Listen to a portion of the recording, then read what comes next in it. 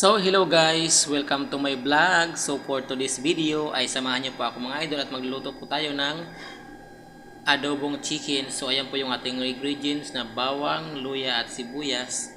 At syempre yung ating chicken.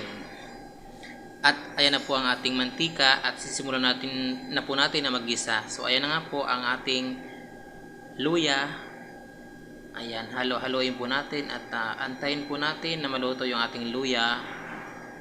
At bago natin isunod ang ibang mga ingredients.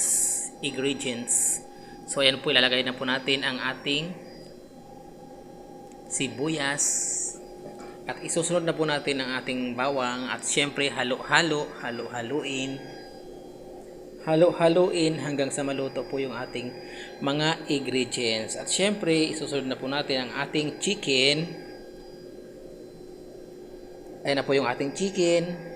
Ayan, masarap po yan dahil malinis at fresh po siya. Ayan, halo-haloin natin, halo-haloin.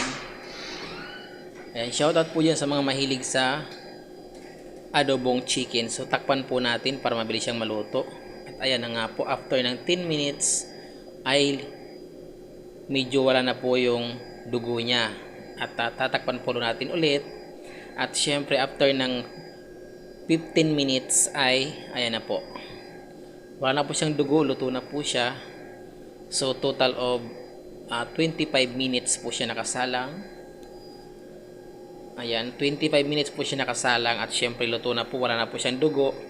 At lalagyan na po natin siya ng toyo para ayan, maging ganap na siya na adobo. So ayan po yung ating recipe for today, adobong manok. Shout out po dyan sa mga mahilig sa adobong manok. Ayan. So kunti nga lang po pala yung linuto ko mga idol dahil ako lang po mag-isa ang kakain yan. Ayan, pa-share po and huwag po natin kalimutan mag-subscribe sa aking channel. Ito po si Bisayan Dax TV. Ayan, thank you for watching. Sa mga mahilig po sa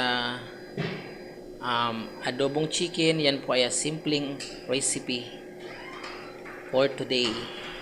Thank you.